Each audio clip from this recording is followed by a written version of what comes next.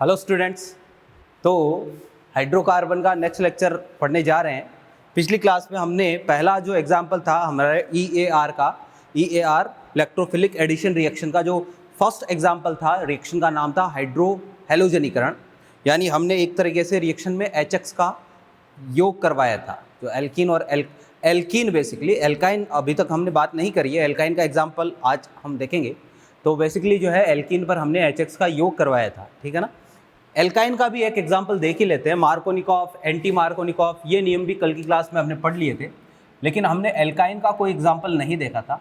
अगर कोई एल्काइन आपको दे दे, मान लो जैसे ये दे दिया और यहाँ पर HX लिख के दे दिया, अब एल्काइन पर क्योंकि 2 पाई बॉन्ड है तो आपको 2 HX के मॉलिक्यूल की ज़रूरत पड़ेगी, यानी कुल मिला के बात यह है इसके 2 मोल की ज़रूरत पड़ेगी, 2 मोल की ज़रूरत पड़ेगी। पहली बार रिएक्शन हुआ तो H+ और X-, ये बॉन्ड ब्रेक होगा और अपने पास बनेगा RH, ये डबल बॉन्ड, और ये X और ये R, ठीक है।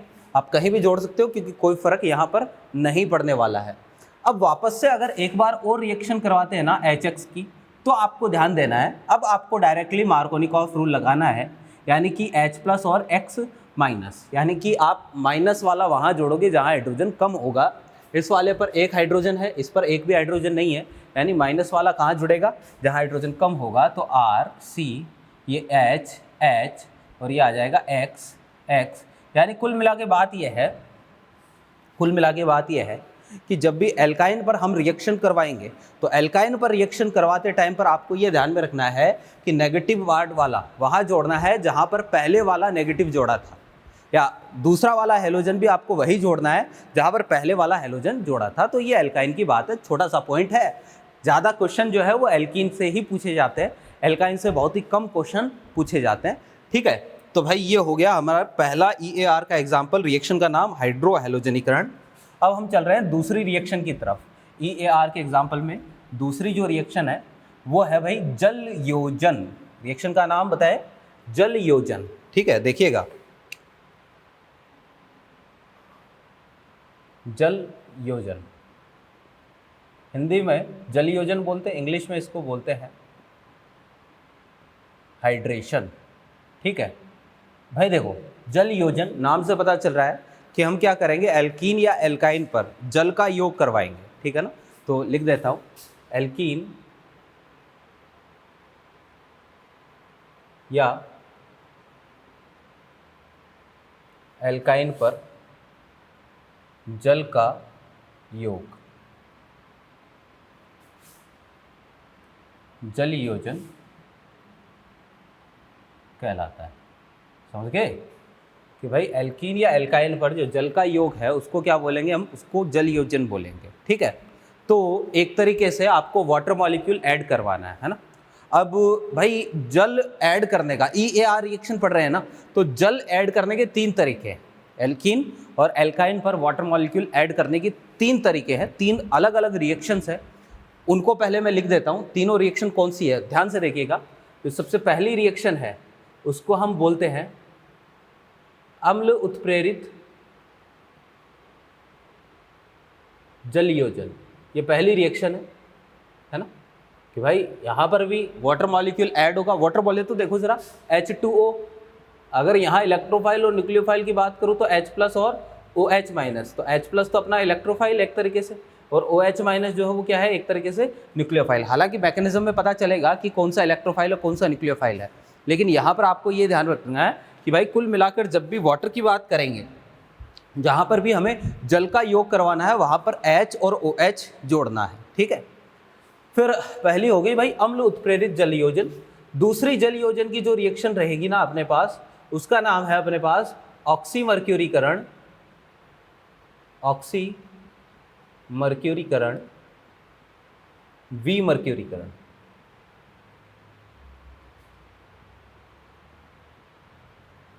ये हमारी दूसरी रिएक्शन है कि भाई ऑक्सीमर्क्यूरीकरण और विमर्क्यूरीकरण। तीसरी जो हमारे पास रिएक्शन होगी उसको बोलेंगे हाइड्रो बोरोनन ऑक्सीकरण। ये हमारी तीसरी रिएक्शन होगी। रिएक्शन का नाम क्या है? हाइड्रोबोरोनन ऑक्सीकरण। तो कुल मिला के ये 3 रिएक्शन है, इन तीनों में एक ही काम करना है, हमें वाटर मॉलिक्यूल ऐड करना है, H और OH ऐड करना है। तो जब भी एल्कीन पर, भाई देखो जरा, जल योजन है, एक मैंने बताया था निर्जलीकरण, इसको इंग्लिश में बोलते हैं हाइड्रेशन, निर्जलीकरण को बोला था डिहाइड्रेशन। ये दोनों प्रोसेस, दोनों रिएक्शन एक दूसरे की जस्ट अपोजिट है। जल योजन में क्या होगा, हम वाटर मॉलिक्यूल ऐड करेंगे, एल्कीन पर जल का योग करवा के वापस से अल्कोहल बनाएंगे। और हमने निर्जलीकरण में क्या किया था, निर्जलीकरण में अल्कोहल में से वाटर मॉलिक्यूल हटाया था, एल्कीन बना था। तो जस्ट उसका अपोजिट प्रोसेस है। तो यहाँ पर 3 हमें इस जल योजन में रिएक्शन पढ़नी है। एक तो अम्ल उत्प्रेरित जल योजन, ऑक्सीमर्क्यूरीकरण, विमर्क्यूरीकरण और हाइड्रोबोरोनन ऑक्सीकरण। क्लियर बात? चेक करते हैं, ध्यान से देखिएगा कैसे आपको काम करना है। इसको तो मिटा रहा हूँ। सबसे पहली रिएक्शन की तरफ मैं चल रहा हूँ जिसका नाम है अम्ल उत्प्रेरित जल योजन। ध्यान से देखिएगा, अम्ल उत्प्रेरित जल योजन, हिंदी में बोलते हैं इसको, इंग्लिश में बोलते हैं एसिड कैटेलाइज्ड हाइड्रेशन।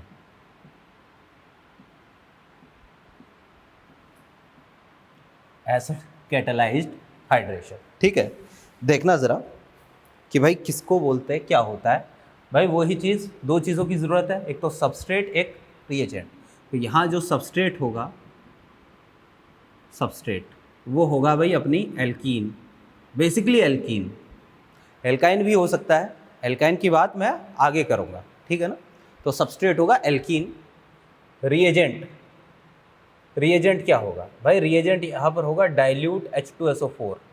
ध्यान से देखिएगा, है ना, या फिर इसकी जगह जो है वो डाइल्यूट एसिड लिखा हुआ मिलेगा, डाइल्यूट H+, है ना, या फिर यहाँ पर जो है वो केवल आपको लिखा हुआ मिलेगा H3O+, ठीक है, या आपको लिख के दे सकता है, या इसकी जगह आपको H+ और H2O लिख के दे सकता है। ये सारी चीज़ें आपको बेसिकली देखने को मिल सकती है। अब देखना कि भाई डाइल्यूट H2SO4 एक कंसंट्रेटेड H2SO4 था। याद करो, अल्कोहल में E1 रिएक्शन बताई थी, यानी अल्कोहल प्लस कंसंट्रेटेड H2SO4। एक तो मैंने आपको ये वाला टॉपिक बताया था। तो यहाँ E1 रिएक्शन से क्या बन रहा है, वाटर मॉलिक्यूल निकल रहा है, कार्बोकेटाइन बना था, पुनर्विन्यास हुआ था। E1 रिएक्शन से क्या बनेगा, हमारे पास अल्कोहल बने, एल्कीन बनेगा। और यहाँ उसका उल्टा, डाइल्यूट H2SO4, कंसंट्रेटेड H2SO4, दोनों एक दूसरे के अपोजिट। वो निर्जलीकरण का काम करता है, ये जल योजन का काम करता है। वो अल्कोहल के साथ निर्जलीकरण करके एल्कीन बनाता है और ये एल्कीन पर जल योजन करके अल्कोहल बनाता है। तो दोनों एक दूसरे के क्या है, अपोजिट है ना। तो देखिएगा, ये हमारे पास 2 चीज़ें, एल्कीन और डाइल्यूट H2SO4। कैसे रिएक्शन चलती है, ये कोई एल्कीन और आपने जो है वो डाइल्यूट H2SO4 यहाँ पर काम में ले रखा है। डाइल्यूट का मतलब इसमें पानी मिलाया हुआ, ऑलरेडी वाटर प्रेजेंट है, पानी है, ठीक है। तो भाई अगर पानी आपने ले रखा है ना, तो ध्यान से देखिएगा कैसे क्या करवाना है। कुल मिला के बात यह है, आपको ये बॉन्ड तोड़ना है। ये बॉन्ड तोड़ा, बॉन्ड तोड़ के एक कार्बन पर H और दूसरे पर OH जोड़ना है। तो किसी एक कार्बन पर मैंने H और किसी एक कार्बन पर OH जोड़ दिया। अभी यहाँ पर किसी भी कार्बन पर H जोड़ सकते हो, किसी भी कार्बन पर OH जोड़ सकते हो, कोई फर्क नहीं पड़ेगा। क्यों फर्क नहीं पड़ेगा, क्योंकि दोनों कार्बन समान है। अगर दोनों कार्बन अलग अलग है तो उस केस में हमें चेक करना पड़ेगा कि कहाँ पर कार्बोकेटाइन कम स्थायी बन रहा है, कहाँ ज़्यादा स्थायी बन रहा है, क्योंकि रिएक्शन का नाम क्या है, EAR रिएक्शन है। तो वहाँ चेक करना पड़ेगा कार्बोकेटाइन कहाँ स्टेबल है। क्लियर है? अभी एग्जाम्पल देखेंगे उसका भी, है ना। तो डोंट वरी, आप टेंशन बिल्कुल ना ले। तो भाई ये अपने पास रिएक्शन है, बहुत ही सिंपल सी रिएक्शन है। कैसे रिएक्शन चलती है उसकी तरफ हम जा रहे हैं।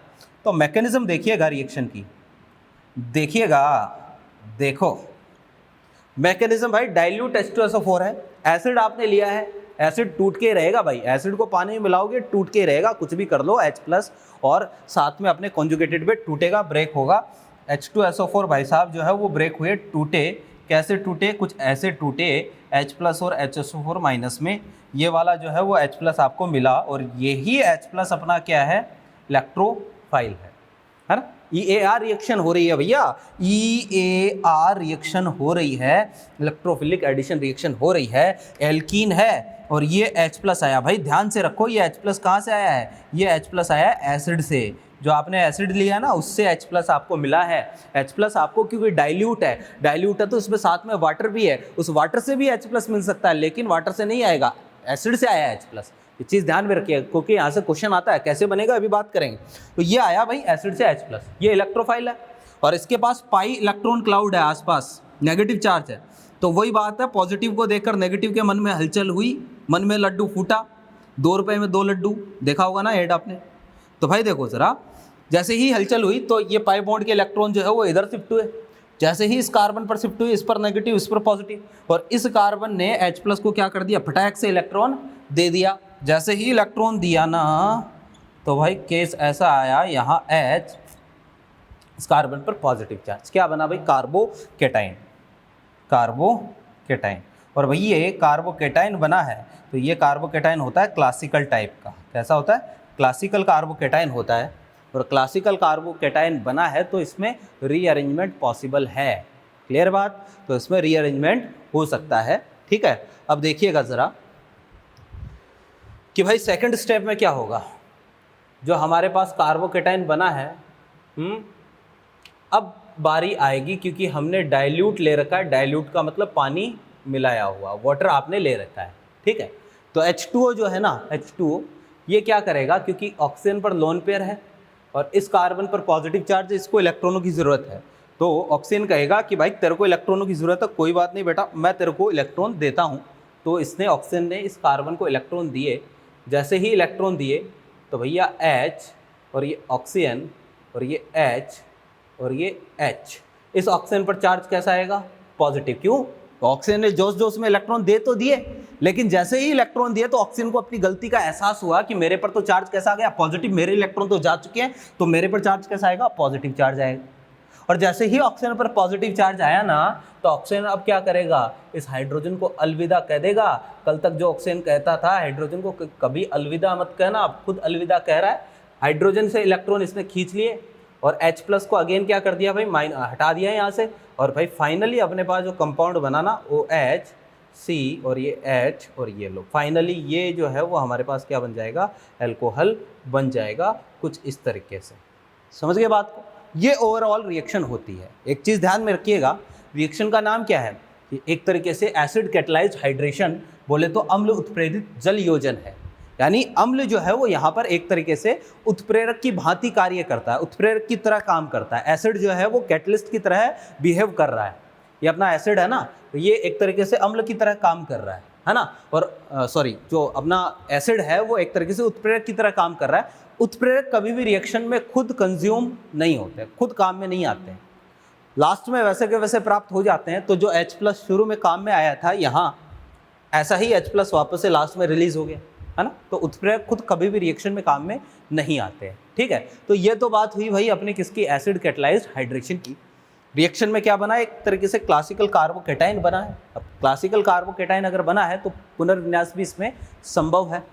अब कौन सी चीज़ कहाँ से आती है ये ध्यान में रखना है। तो यहाँ H+ जो है, H+ जो जुड़ा है ना, H+ जो जुड़ा है वो तो आता है कहाँ से, एसिड से, अम्ल से। और जो OH- आया है ना, ये आया है कहाँ से, फ्रॉम वाटर। ये आया है वाटर से, जल से आया। ये चीज़ ध्यान में रखिएगा, है ना, कि भाई H+ तो आया एसिड से, OH कहाँ से आया, वाटर से आया। कुल मिला के रिएक्शन में एक वाटर मॉलिक्यूल ऐड होता है। देखो जरा, H+ OH- क्या बना, H2O। तो कुल मिला के रिएक्शन में एक वाटर मॉलिक्यूल ऐड होता है, जिसमें H+ एसिड से आता है, OH- कहाँ से आता है, वाटर से आता है। मेरे ख्याल से बात समझ में आ गई हो। क्लियर है बात? तो देखिएगा अब यहाँ से क्वेश्चन कैसे आएगा। तो भाई देखो ज़रा, एक तो क्वेश्चन यहाँ से आ सकता है, ये वाला स्टेप जो है वो स्लो स्टेप होता है भाई। स्लो स्टेप बोले तो RDS, वही EAR रिएक्शन है। क्यों? क्योंकि पहले स्टेप पे कौन जुड़ रहा है भाई, अपना इलेक्ट्रोफाइल जुड़ रहा है, तो इसलिए ये रिएक्शन कैसी है, एक EAR रिएक्शन का ही एग्जाम्पल है। क्लियर? देखना ज़रा, अब देखो ना, तुम देखते नहीं हो, देखो, क्योंकि देखने वालों ने गाना सुना होगा ना। तो देखिए, एक तो आपको ये पूछ सकता है कि जल योजन के प्रति क्रियाशीलता, है ना, क्योंकि कार्बोकेटाइन बन रहा है तो मैं यहां पर ऐसा बोल सकता हूं कि जल योजन के प्रति क्रियाशीलता, ये समानुपाती होगी कार्बोकेटाइन का स्थायित्व, कि भाई हमारा कार्बोकेटाइन जितना ज़्यादा स्टेबल होगा ना, जल योजन उसका उतना ही ज़्यादा होगा। ठीक है, एल्कीन का जल योजन उतना ही ज़्यादा होगा। कैसे? एग्जाम्पल के लिए भाई आप इसको यूँ समझे, जैसे मान लीजिए क्योंकि मानने में क्या जाता है, मान लीजिए एक तो ये है,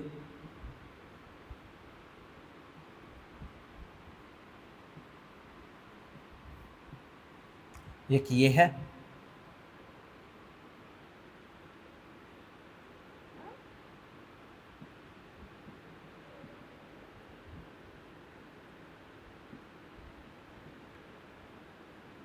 एक ही है। ठीक है, आपको पूछ लिया कि भाई किसका जल योजन आसानी से होगा, 3 एल्कीन देती, बिल्कुल वही है, EAR के प्रति क्रियाशीलता हमने बात कर ली थी, है ना। कल मैंने बहुत सारी एल्कीन आपको बताई थी कल की क्लास में, मतलब पिछली से पिछली क्लास में मैंने आपको रिएक्टिविटी का ऑर्डर बताया था एल्कीन का, बिल्कुल वैसे ही चेक करना है। यहाँ पर कार्बोकेटाइन कैसे बनेगा, इस बॉन्ड को शिफ्ट करो, बाहर की तरफ शिफ्टिंग होगी, तो जो कार्बोकेटाइन बनेगा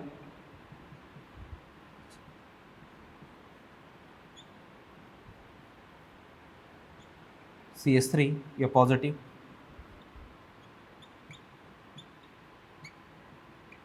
ये लो, ये कार्बोकेटाइन बने। सबसे ज़्यादा स्टेबल कौन सा है? सेकंड वाला 2 CPM, फिर फर्स्ट वाला CPM, और वो जो है वो उसमें कोई CPM वाला नहीं है, 2 डिग्री है, तो वो सबसे कम स्थायी होगा। ये स्टेबिलिटी का ऑर्डर आएगा, जो कार्बोकेटाइन की स्टेबिलिटी का ऑर्डर आया है वही ऑर्डर किसका आएगा? जल योजन के क्रम का आएगा। ठीक है, यानी ये वाली जो एल्कीन है ना, इसका जल योजन सबसे आसानी से होगा, फिर इसका, इस तरह के क्वेश्चन आ सकता है। और भी कई क्वेश्चंस बनते हैं, लेकिन उनकी बात हम बाद में करेंगे कि तीनों रिएक्शन जो है ना, इसके एग्जाम्पल हम एक साथ देखेंगे। तो ये थी सबसे पहली, जिसको हमने बोला अम्ल उत्प्रेरित जल योजन। अब बात करेंगे ऑक्सीमर्क्यूरीकरण विमर्क्यूरीकरण की। सेकंड जो अपनी रिएक्शन है ना, इसकी बात करेंगे, ऑक्सीमर्क्यूरीकरण विमर्क्यूरीकरण। देखिएगा क्या होती है रिएक्शन।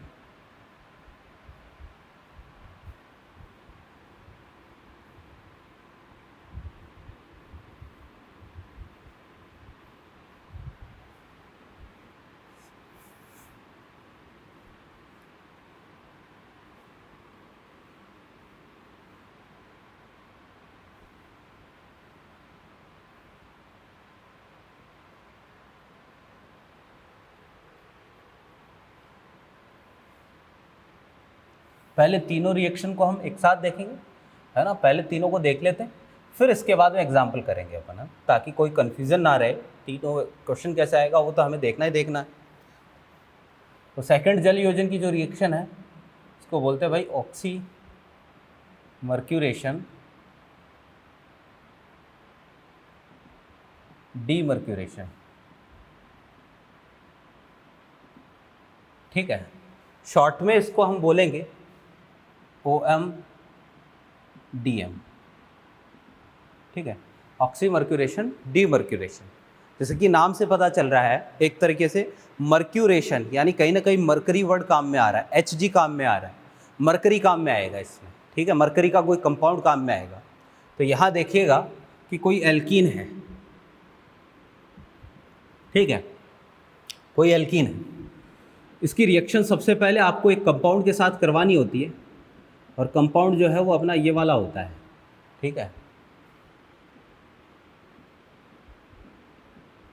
ये वाला कंपाउंड होता है CH3COO होल ट्वाइस HG। इसका नाम होता है भाई मर्क्यूरिक एसीटेट। क्या नाम होता है? Mercuric acetate. साथ में अपने पास यहाँ पर होता है H2O यहाँ पर जो है वो एज ए सॉल्वेंट बिहेव करता है, सॉल्वेंट की तरह काम आता है। सेकंड नंबर पे आपको NaBH4OH- के साथ इसका रिडक्शन करवाना होता है, या केवल NaBH4 भी लिखा हुआ मिल सकता है। इसका नाम होता है भाई सोडियम बोरोहाइड्राइड, सोडियम बोरोहाइड्राइड। और ये सोडियम बोरोहाइड्राइड जो है वो एक अपचायक होता है। अपचायक बोले तो अपचयन करने का काम करता है। क्लियर बात? तो भाई ये रिएक्शन हुई, और जब रिएक्शन हुई तो फाइनली अपने पास एक कार्बन पर H जुड़ेगा और दूसरे कार्बन पर OH जुड़ेगा। ठीक है, तो क्या बनेगा, एल्कोहल, क्योंकि एक H एक OH जुड़ रहा है तो ओवरऑल जो है रिएक्शन में एक वाटर मॉलिक्यूल क्या होता है, ऐड होता है, ठीक है। और वाटर मॉलिक्यूल अगर ऐड हो रहा है तो भाई वही, क्योंकि रिएक्शन कौन सी है, जलीयोजन की है, तो जलीयोजन में वाटर मॉलिक्यूल ऐड होगा ही होगा। क्लियर बात। अब देखिएगा ज़रा कि ये रिएक्शन चलती कैसे है, इसको नाम इसका ऑक्सीमर्क्यूरेशन डीमर्क्यूरेशन क्यों है, बहुत सारे क्वेश्चंस है और क्वेश्चन सवाल कैसे बनता है उनकी भी बात करेंगे। इसके लिए तो भाई हमें इसकी मैकेनिज्म देखनी पड़ेगी। लेकिन एक चीज़ मैं बता देता हूँ भाई, अगर आपको मैकेनिज्म समझ में नहीं आई ना, है ना, तो ऐसा नहीं है कि आप कुछ नहीं कर पाओगे। मैकेनिज्म नहीं समझ में आई कोई बात नहीं, मैं मैकेनिज्म के बाद में जो पॉइंट्स डिस्कस करता हूँ, जो पॉइंट्स मैं बोल रहा हूँ आप उन पर फोकस करो, है ना। मैकेनिज्म नहीं समझ में आती है कोई बात नहीं, उन पॉइंट्स को कैच करने की कोशिश करो, बस क्वेश्चन जो आपका सॉल्व होगा वो उन्हीं पॉइंट से सॉल्व होगा। तो मैकेनिज्म बताने के बाद मैं आपको जो पॉइंट बताऊंगा ना, आपको उन्हीं पॉइंट के बेसिस पर क्वेश्चन को सॉल्व करना है। देखिएगा, फिर भी कोशिश करते हैं समझने की, है ना, पहले ट्राई करो मैकेनिज्म समझ में आ जाए। तो ध्यान से CH3CO और ये Hg और ये CO और ये CH3, ये होता है मर्क्यूरिक एसीटेट। मैंने दोनों को अलग अलग करके लिख दिया है, ठीक है, तो मर्क्यूरिक एसीटेट है। क्लियर है बात। अब भाई सबसे पहले जो है ये ब्रेक होगा, मर्क्यूरिक एसीटेट जो है वो टूटेगा। कैसे टूटेगा, तो भाई ऑक्सीजन ज़्यादा विद्युत ऋणी है, ऑक्सीजन बंद के इलेक्ट्रॉन लेके फरार, ठीक है।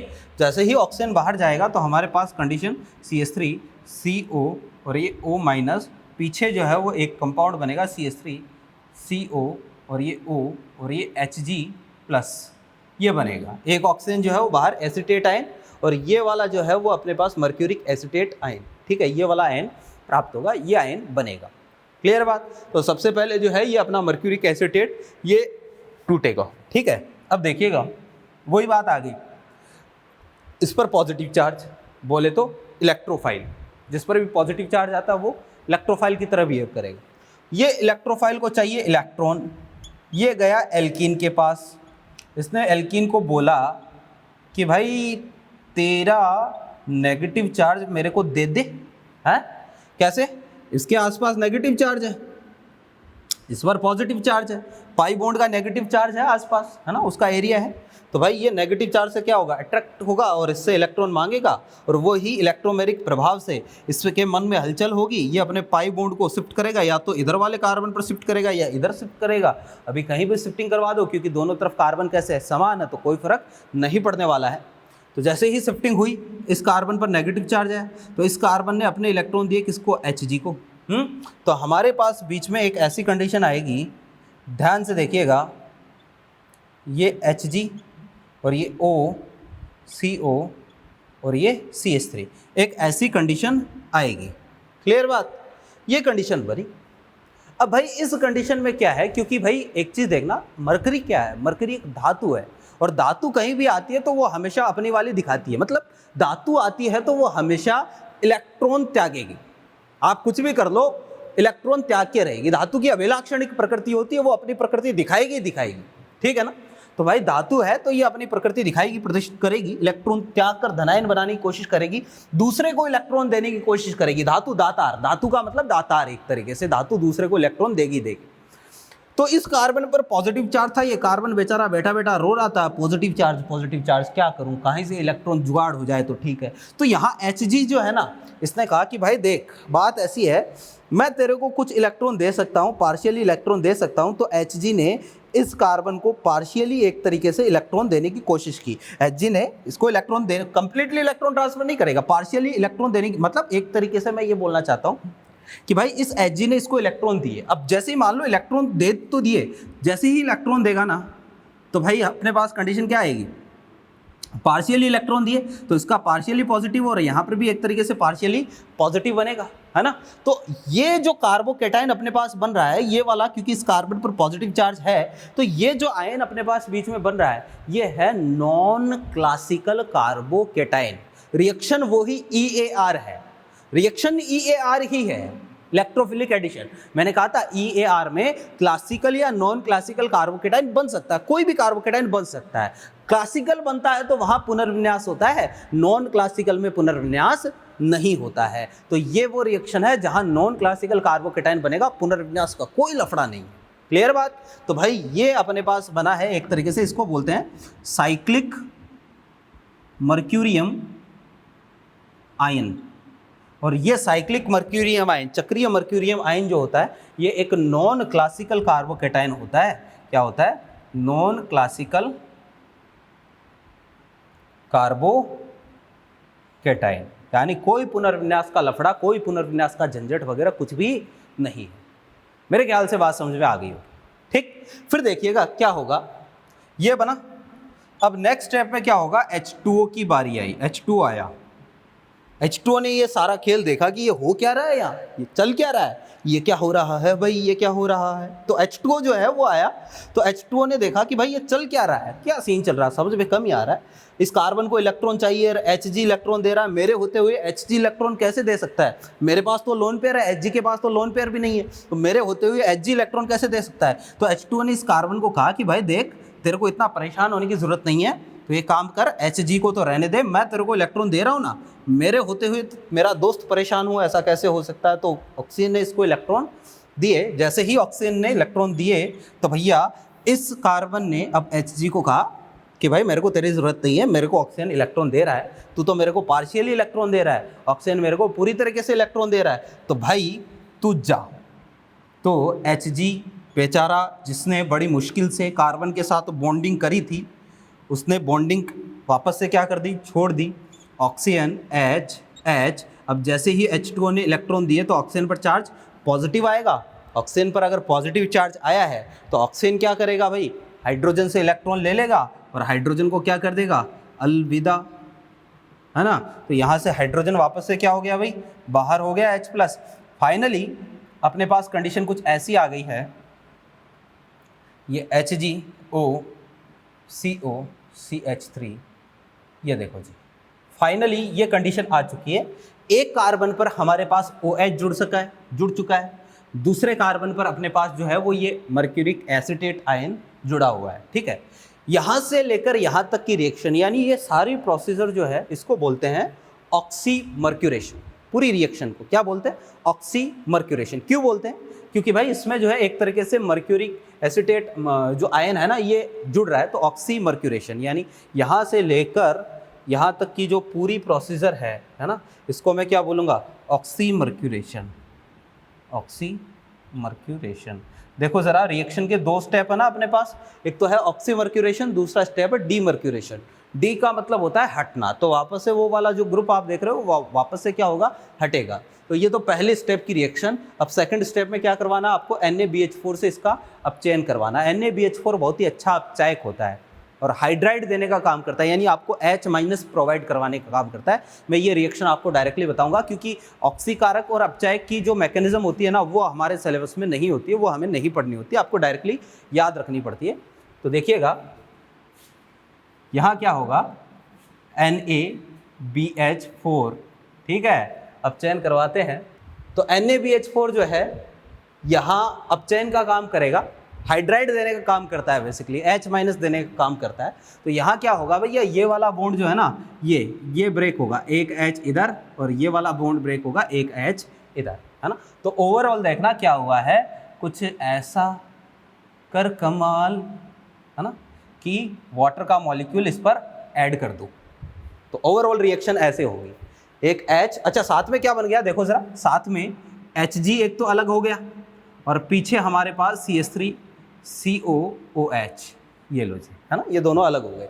तो ये अपने पास ओवरऑल रिएक्शन होती है। ठीक है, अब भाई इतनी रामायण हमें समझने की ज़रूरत, वैसे तो कोशिश अगर होता है आपको समझ में आती है तो अच्छी बात है, नहीं समझ में आई कोई बात नहीं, दिक्कत बिल्कुल भी आपको नहीं, मतलब इतना सोचना है। मैं जो पॉइंट आपको बता रहा हूँ ना इसके बारे में, खाली वो पॉइंट्स ध्यान में रखने हैं आपको, उन्हीं पॉइंट से अपना क्वेश्चन जो है वो सॉल्व होगा। क्लियर बात, देखिएगा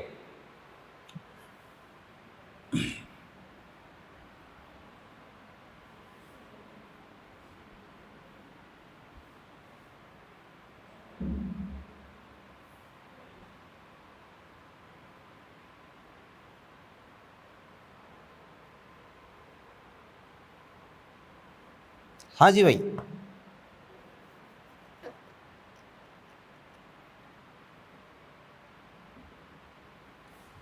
भैया देखो जो पॉइंट मैं बताने जा रहा हूँ, ठीक है, सबसे पहला पॉइंट तो ये है, इस अभिक्रिया में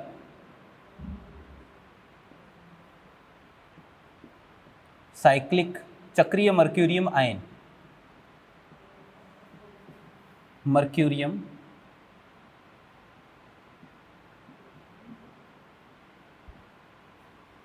आयन प्राप्त होता है,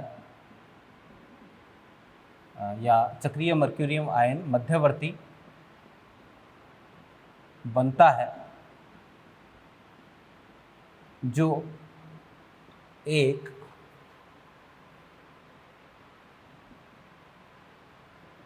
नॉन क्लासिकल कार्बोकेटाइन है। ठीक है, नॉन क्लासिकल है, अतः पुनर्विन्यास नहीं होगा। ठीक है, तो भाई पुनर्विन्यास नहीं होगा। एक तो ये लाइन ध्यान में रखना, क्योंकि कई बार क्या होता है डायरेक्टली स्टेटमेंट वाला क्वेश्चन भी पूछ सकता है। ठीक है, फिर देखिएगा सेकंड पॉइंट जो ध्यान में रखना है, अभिक्रिया में ये पॉइंट आपको क्वेश्चन को सॉल्व करने में, रिएक्शन को सॉल्व करने में सबसे ज़्यादा हेल्प करेगा, है ना। अभिक्रिया में कुल मिलाकर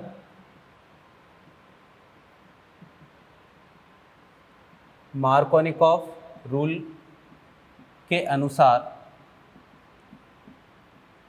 जल के एक अणु का योग होता है।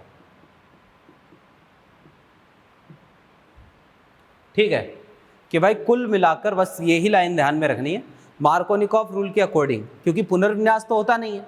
एक लाइन मैंने आपको लास्ट क्लास में बता दी थी कि मार्कोनिकॉफ रूल केवल वही लगता है जहां पुनर्विन्यास नहीं होता है, तो यहाँ पुनर्विन्यास नहीं होगा, डायरेक्टली आप मार्कोनिकॉफ रूल लगा सकते हो। कुल मिलाकर रिएक्शन में एक वाटर मॉलिक्यूल ऐड होगा मार्कोनिकॉफ रूल के अकॉर्डिंग, यानी OH ऐड करना है, यानी OH माइनस को वहाँ जोड़ोगे जहाँ हाइड्रोजन कम होगा। सीधी सी बात है, और कुछ नहीं सोचनी। क्लियर है बात? तो भाई ये दो चीज़ें आपको इसमें ध्यान में रखनी है, बस ये दो बातें ध्यान में रखनी है। क्वेश्चन किस तरीके से आएगा उसकी भी बात कर लेते हैं, देखिएगा मिटा रहा हूँ।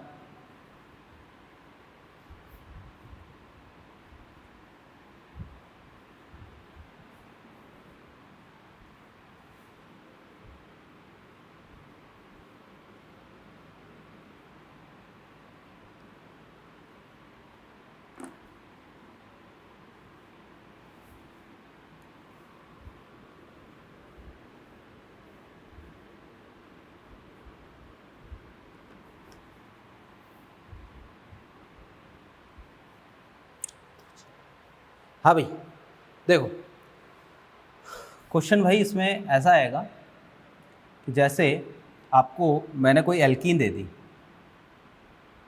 ये एल्कीन दे दी और एरो पर यहाँ पर लिख दिया पहले तो। अच्छा, मर्क्यूरिक एसीटेट को आप ऐसे भी लिख सकते हो, ठीक है, ऐसे भी मर्क्यूरिक एसीटेट को लिख सकते हो, साथ में जो है वो H2O लिख के दे दिया, सेकंड नंबर पे NaBH4 लिख के दे दिया, या यहाँ OH माइनस भी दे सकता है। तो भाई कुल मिला के इस रिएक्शन में आपको क्या करना होता है, कुल मिला के यही काम करना होता है कि एक वाटर मॉलिक्यूल ऐड करना होता है, किसके अकॉर्डिंग, एंड मार्कोनिकॉफ रूल के अकॉर्डिंग, बस और कुछ नहीं सोचना है, मार्कोनिकॉफ रूल के अकॉर्डिंग। यहाँ हाइड्रोजन कितने, 2, यहाँ 1, तो आपको एक H2O जोड़ना है, H और OH जोड़ना है। तो OH यानी नेगेटिव पार्ट वहाँ जोड़ोगे जहाँ हाइड्रोजन कम होगा, यहाँ हाइड्रोजन 1 है, यहाँ OH जुड़ेगा और बाहर की तरफ H जुड़ेगा। ये सिंपल सा काम है, कोई पुनर्विन्यास वगैरह कोई लफड़ा नहीं है, डायरेक्टली आपको यही काम करना है। जैसे ये लिख के दे दिया आपको, है ना, सेम टू सेम लिख के दे दिया, Ac2Hg, यहाँ H2O लिख के दे दिया, ठीक है। सेकंड केस में यहाँ पर NaBH4 लिख के दे दिया, तो क्या करेंगे, मार्कोनिकॉफ रूल के अकॉर्डिंग एडिशन करवाएंगे। यहाँ बाहर की तरफ 2 हाइड्रोजन है, यहाँ एक भी हाइड्रोजन नहीं है, तो OH माइनस को वहाँ जोड़ोगे जहाँ हाइड्रोजन कम होगा, तो बाहर की तरफ यहाँ हाइड्रोजन कम है, यहाँ जोड़ेंगे। क्लियर बात? तो भाई आपको ये काम करना है। हालांकि इस पर और एग्जाम्पल हम तीसरी रिएक्शन अपनी हाइड्रोबोरोन ऑक्सीकरण रिएक्शन पर, क्योंकि मैंने कहा ना कि तीनों के एग्जाम्पल हम एक साथ पढ़ेंगे, है ना, तो उससे क्या कन्फ्यूज़न नहीं होगा कि भाई कहाँ पर कौन सी रिएक्शन है, कैसे पहचाने, तो पहचाने में दिक्कत नहीं आएगी। तो ध्यान से देखिएगा, तीसरी रिएक्शन की भी बात कर ही लेते हैं, ठीक है। रिएक्शन का नाम है थर्ड रिएक्शन। उसमें भी आपको, जैसे इसमें मैंने 2 पॉइंट बताए ना, है ना, मैकेनिज्म तो एक अलग चीज़ है, तो मैकेनिज्म के अलावा ऐसे ही मैं पॉइंट बताऊंगा, बस वही पॉइंट ध्यान में रखने और उन्हीं पॉइंट से हमारा क्वेश्चन जो है वो सॉल्व होगा। क्लियर है बात?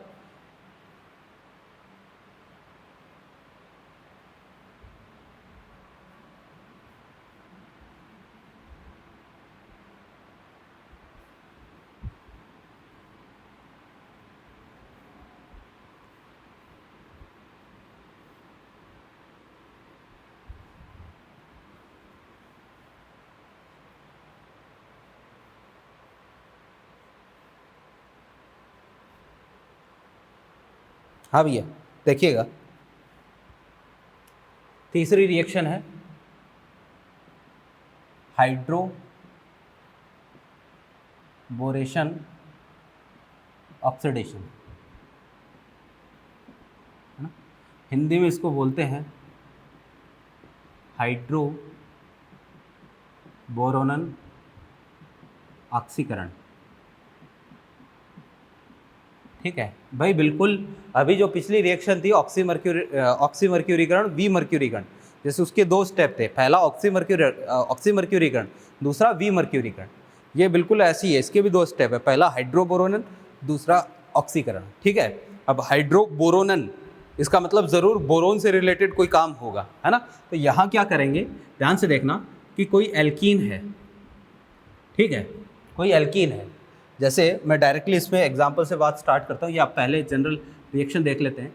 एल्कीन की रिएक्शन सबसे पहले आपको करवानी होती है BH3THF, ठीक है, या BH3 की जगह आप B2H6 भी काम में ले सकते हो। इसको डाइबोरेन बोलते हैं, ये बोरोन हाइड्राइड BH3, ये डाइबोरेन। ये जब टूटता है ना तो दो BH3 के मॉलिक्यूल प्राप्त होते हैं। तो BH3 या B2H6 और THF का मतलब होता है टेट्रा हाइड्रोफिरेन। ये जो मॉलिक्यूल है इसको THF हम बोलते हैं, है ना, इसको THF बोलते हैं। और ये यहाँ पर एज ए विलायक की तरह काम में आता है। और एक चीज़ मैं बता दूं कि ऑर्गेनिक की कोई भी रिएक्शन किसी न किसी विलायक में होती है, बिना विलायक के रिएक्शन नहीं होती है। तो ये यहाँ पर इसका काम है एक तरीके से रिएक्शन होने के लिए मीडियम प्रोवाइड करवाना, विलायक की तरह काम में आता है। ठीक है, सेकंड केस में आपको इसका क्या करवाना भाई, H2O2OH-, यानी एक तरीके से आपको इसका क्षारीय माध्यम में ऑक्सीडेशन करवाना है। H2O2 जो है वो एक बहुत ही अच्छा ऑक्सीकारक होता है, तो H2O2 द्वारा ऑक्सीकरण करवाना है, या केवल H2O2 भी लिखा हुआ मिल सकता है, उससे कोई फर्क नहीं पड़ेगा। क्लियर है बात? तो भाई ये हमारे पास रिएक्शन होगी, और क्योंकि रिएक्शन में किसका एग्जाम्पल है, जल योजन करवा रहे हैं, यानी H और OH जोड़ना है, तो बिल्कुल वही काम आपको यहाँ पर करना है। किसी एक कार्बन पर H जोड़ दो और किसी दूसरे कार्बन पर क्या कर दो भाई, OH जोड़ दो। H और OH आपको जोड़ना है, ये रिएक्शन होती है। अब भाई देखो ज़रा एक जनरल एग्जाम्पल मैं लेता हूँ रिएक्शन का। जैसे भाई हमारे पास CH3 CH डबल बॉन्ड और ये CH2, पहले एरो पर आपको लिख के दे दिया भाई BH3 THF, और सेकंड में आपको लिख दे दिया H2O2। तो यहाँ पर प्रोडक्ट क्या बनेगा, ये प्रोडक्ट बनेगा CH3 CH2 और ये OH-, ये प्रोडक्ट बनेगा, और इसके 3 मॉलिक्यूल प्राप्त होंगे। अब ये प्रोडक्ट कैसे बना, रिएक्शन कैसे चली, इसके लिए तो क्या देखना पड़ेगा, मैकेनिज्म देखना पड़ेगा। समझ में आए तो ठीक, नहीं आए तो मैकेनिज्म के बाद में 2-3 पॉइंट बताऊंगा, वो पॉइंट ध्यान में रखो, डायरेक्टली हमारा क्वेश्चन सॉल्व हो ही जाएगा। वैसे आप यहाँ से एक आइडिया तो लगा सकते हो कि भाई देखो H और OH जोड़ा है, इस कार्बन पर H, इस पर OH, यानी OH को वहाँ जोड़ा है जहाँ हाइड्रोजन ज़्यादा है, यानी एक तरीके से एंटी मार्कोनिकॉफ एडिशन हमने करवाया है। तो इसमें एंटी मार्कोनिकॉफ एडिशन करवाना होता है। मैकेनिज्म देखिएगा रिएक्शन कैसे चलती। भाई देखो BH3, अगर आप यहाँ पर B2H6 काम में लेते हो ना, तो B2H6 टूटेगा किसमें, 2BH3 में। अब इस रिएक्शन में क्योंकि EAR रिएक्शन का ही एक एग्जाम्पल है, यहाँ पर जो हमारा इलेक्ट्रोफाइल होता है वो BH3 होता है। ये इलेक्ट्रोफाइल, आप कहोगे कि सर पॉजिटिव चार्ज तो है नहीं, कोई बात नहीं। इलेक्ट्रोफाइल क्या होता है, इलेक्ट्रॉन्स नहीं, क्या होता है, इलेक्ट्रॉनों से स्नेह रखने वाला, जिसको इलेक्ट्रॉनों की जरूरत पड़ती है, जो कि पॉजिटिव चार्ज भी हो सकता है और जो कि उदासीन भी हो सकता है। ये उदासीन इलेक्ट्रॉन्स नहीं है, इसके आउटर मोस्ट सेल में इलेक्ट्रॉनों की कमी है, 6 ही इलेक्ट्रॉन है भाई बाह्यतम कोश में, है ना, 2, 4 और 2, 6। बाह्यतम कोश में कितने, केवल 6 इलेक्ट्रॉन है। तो केवल 6 इलेक्ट्रॉन है, तो इलेक्ट्रॉनों की कमी है, इसको इलेक्ट्रॉन चाहिए। और इसके आसपास जो है वो क्या है, नेगेटिव चार्ज है, पाई इलेक्ट्रॉन क्लाउड है। तो इसको देखकर दोनों के मन में एक दूसरे के प्रति आकर्षण हुआ, और भाई ये वाला क्या करेगा, अपने बॉन्ड के इलेक्ट्रॉन शिफ्ट करेगा इस कार्बन पर।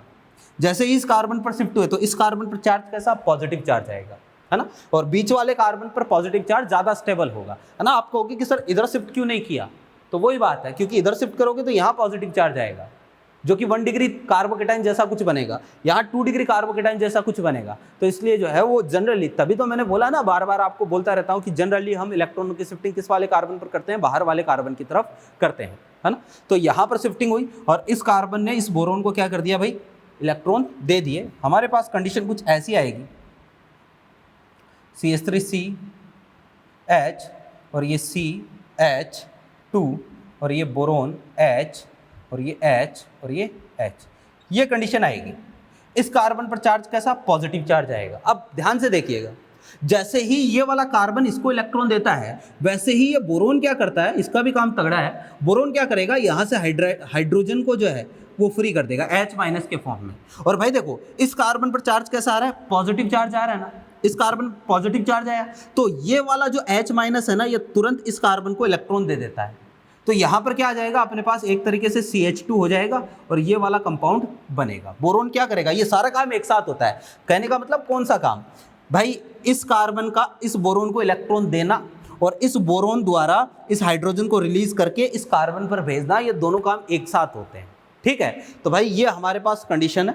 अब फिर देखो क्या होगा नेक्स्ट स्टेप पे, अभी भी बोरोन जो है इसकी पूर्ति नहीं हुई है इलेक्ट्रॉनों की, अभी भी इसके आउटर मोस्ट सेल में 6 ही इलेक्ट्रॉन है, अभी भी ये एसिड की तरह, लुईस एसिड की तरह, भिखारी की तरह बिहेव करेगा, अभी भी इसको इलेक्ट्रॉनों की जरूरत है। ऐसा तो है नहीं जहां रिएक्शन करवा रहे हैं वहां पर एल्कीन का एक ही मॉलिक्यूल है, बहुत सारे मॉलिक्यूल होंगे एल्कीन के, और बहुत सारे मॉलिक्यूल होंगे तो अब कोई दूसरा एल्कीन का मॉलिक्यूल जो है वो इसको देखकर आकर्षित होगा और इसको इलेक्ट्रॉन देगा। सेम टू सेम वापस से यही कहानी दोहराई जाएगी, यहाँ से हाइड्रोजन जो है या ये वाला हाइड्रोजन जो है वो इस कार्बन को दिया जाएगा। अगेन भाई अपने पास कंपाउंड जो बनेगा, अब ये वाला बनेगा CH3CH2 और ये CH2 और ये बोरोन। अब देखो जरा, 2 एल्काइल ग्रुप जुड़ गए हैं बोरोन पर, एक हाइड्रोजन बाकी है ना, एक हाइड्रोजन बाकी है। तो अगेन एक बार और रिएक्शन होगी, 3 बार रिएक्शन चलती है, वापस से कोई दूसरा वाला एल्कीन का मॉलिक्यूल आया, क्योंकि बोरोन अभी भी इसके पास 6 ही इलेक्ट्रॉन है ना। तो बार बार ये रिएक्शन, जब तक कि बोरोन के सारे हाइड्रोजन ऐसे एक एक करके खत्म नहीं हो जाते तब तक रिएक्शन चलती है। तो भाई वापस से जो है ये वाला जो है वो इसको इलेक्ट्रॉन देगा, एक और हाइड्रोजन यहाँ शिफ्ट हो जाएगा, हमारे पास फाइनली ये कंपाउंड बनेगा, फाइनली ये कंपाउंड बनेगा। इस कंपाउंड का नाम है भाई ट्राई एल्किल बोरेन। क्या नाम है, ट्राई एल्किल बोरेन। क्लियर है। अब यहां से लेकर यहां तक की जो रिएक्शन है ट्राई एल्किल बोरेन बनने की, इसको बोलते हैं हाइड्रोबोरोनन। एक तरीके से हाइड्रोजन और बोरोन जुड़ रहा है तो हाइड्रोबोरोनन, तो ये रिएक्शन है भाई हाइड्रोबोरोनन, बोरोनन, ठीक है। अब सेकंड रिएक्शन है ऑक्सीडेशन, ऑक्सीकरण की। तो अब इसकी रिएक्शन जो ट्राई एल्किल बोरेन बना है, इसकी रिएक्शन हमें करवानी है H2O2 के साथ। तो जैसे ही आप H2O2 के साथ रिएक्शन करवाओगे भाई, H2O2 ऐसा होता है ना, तो डायरेक्टली मेथड बता रहा हूँ, एक ये वाला बॉन्ड तोड़ो, ये वाला, तीनों के तीनों कार्बन बोरोन बॉन्ड तोड़ दो, एक H2O2 यहाँ OH और OH, एक H2O2 काम में है, दूसरा H2O2 OH और ये OH, दूसरा तीसरा वाला OH और ये OH, 3 H2O2 के काम में आएंगे। क्या बना, CH3CH2CH2OH, CH3CH2CH2OH, CH3CH2CH2OH, यानी 3 मॉलिक्यूल तो आपको मिले CH3CH2 और CH2 और ये OH के, ठीक है। और साथ में देखना एक चीज और बनी है, 1 2 3, 3 हाइड्रोजन, 1 2 3, 3 ऑक्सीजन यानी H3 फिर BO3, तो बोरिक एसिड साथ में मिलेगा H3BO3। हमें तो इससे मतलब है एल्कोहल बनाना था, क्योंकि 3 मॉलिक्यूल एल्कोहल के बन रहे हैं, इसलिए एल्कोहल बनाने की ये एक अच्छी विधि है।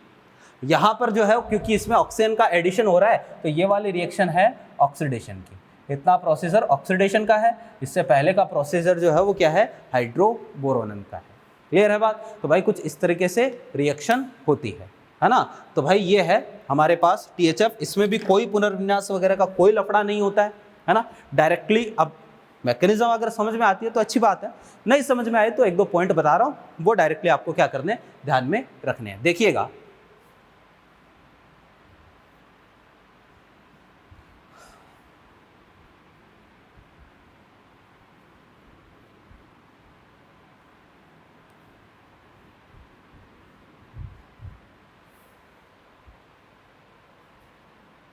हाँ भैया देखना, पॉइंट ये है, इस अभिक्रिया में कुल मिलाकर जल के एक अणु का योग एंटी मार्कोनिकॉफ नियम अनुसार, रूल के अनुसार होता है। बस एंटी मार्को, कोई पुनर्विन्यास का लफड़ा नहीं है। एल्कीन देख लो, एंटी मार्कोनिकॉफ रूल लगा दो, यानी OH माइनस को वहां जोड़ोगे जहां हाइड्रोजन ज्यादा होगा। मार्कोनिकॉफ में OH, इससे पहले वाले में OH माइनस को वहां जोड़ोगे जहां हाइड्रोजन कम होगा। क्लियर है बात? तो एंटी मार्कोनिकॉफ रूल के अकॉर्डिंग आपको क्या करना है भाई, वाटर का एडिशन करवाना है। समझ गए? अब एक चीज और ध्यान में रखिएगा कि भाई हमने क्या किया है, एल्कीन ली है ना, और यहां पर क्या लिखा हुआ है, BH3 लिखा हुआ है, THF, ये तो सॉल्वेंट है। सेकंड स्टेप में यहां पर क्या कर रहा हूं भाई, H2O2 लिख के दे रहा हूं। तो जो OH आया है ना, OH, ये वाला OH आया था, ये तो कहां से आया, H2O2 से आया, ठीक है। और जो H जुड़ा है, जो इस कार्बन पर जो H आया था, वो कहां से आया था, वो BH3 से आया था। तो ये भी आपको ध्यान में रखना है कि जो आप क्या करेंगे, ओवरऑल एक वाटर मॉलिक्यूल H और OH जोड़ना है, तो जो H आएगा ना, H, ये तो आएगा कहां से, फ्रॉम BH3। जो यहाँ पर जो है H है, वो वाला एक H जो है वो H जुड़ेगा, ठीक है। और जो OH जोड़ना है, OH ये कहाँ से आएगा, फ्रॉम H2O2। अब इसका एप्लीकेशन जो है ना, वो हम नेक्स्ट क्लास में देखेंगे, क्वेश्चन कैसे आएगा इसकी बात नेक्स्ट क्लास में करेंगे, ठीक है। तो भाई ये एक पॉइंट ध्यान में रखो। बाकी कल इस रिएक्शन पर हम थोड़ी सी और बातें करेंगे। इससे पहले की जो दो रिएक्शन बताई है, acid catalysed hydration, oxymercuration, demercuration, उनके भी कुछ एग्जाम्पल कल की क्लास में देखेंगे, ठीक है। बाकी इसमें या इससे पहले की किसी भी क्लास में आपको किसी भी प्रकार का कोई भी डाउट हो तो आप व्हाट्सएप करें, आपका डाउट सॉल्व करने की पूरी कोशिश करेंगे। यहाँ से कंटिन्यू करते हैं नेक्स्ट क्लास में। Thank you.